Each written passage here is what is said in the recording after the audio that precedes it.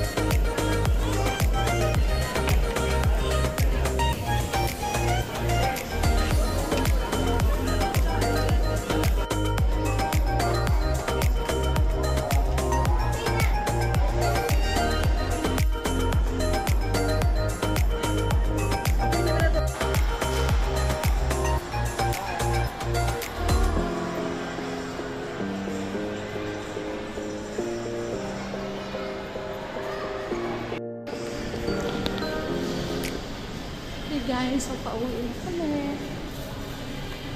Guys, pauwi na kami. Galing lang kami nag-buy ng gift para kay Bess at saka kay Ate Monique. And another thing po, I'd like to take this opportunity to personally thank to all my subscribers na nag-subscribe po sa akin since the day I started YouTube. So last year, October 2019, nag-start ako na mag-upload ng mga vlogs ko, and fortunately, I'm so happy kasi after 2 months na monetize agad ako. So nagkaroon ako ng parang semi-viral na video. So thank God, by December na monetize agad, and then January, and then ngayon nakuha ko na yung AdSense pin ko. So inaabot ko na lang na makaabot tayo sa threshold para makasahod.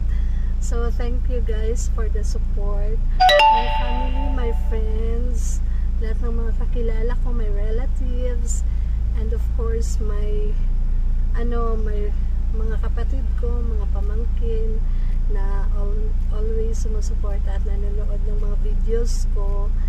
And don't worry guys, since ngayon na wala na akong work, so focus muna ako sa family ko at sa munting business lang. So mas travel, lifestyle, family, parenting, and of course palagi kong kasama yung baby ko na si Yani and yung husband ko. So pasensya na kasi yung dalawang boys ko, yung dalawang kuya, masyadong camera shy. So yung isa pa lang na si RJ ang napapayag ko na mag-appear sa vlog ko. So yan yung video ko during his prom day. So siya ang feature ko nun. Pero yung isa kong boy, si James, is hindi ko pa talaga siya napapayag na magsali sa vlog kasi sobrang camera shy and medyo stricto, so hindi ko na lang muna pinilit. But time will come, mapapayag ko rin siya hopefully. Okay, para at least makilala niyo rin si Kuya James. Okay, so yun lang guys, maraming salamat po talaga. At sa lahat ng mga hindi pa nakasubscribe, please subscribe na po. And pag nanonood kayo ng videos, please don't skip the ads kasi malaking tulong po yun sa amin ng mga monetize. Even though single centavos lang ang kapalit nun, pero somehow makakatulong na rin yun. Okay guys, thank you, and God bless us all. Thank you. Bye-bye.